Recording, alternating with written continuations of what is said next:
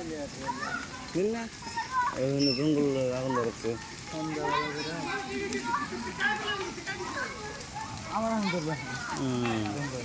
মাসে বাড়ি ঘর না বেলিল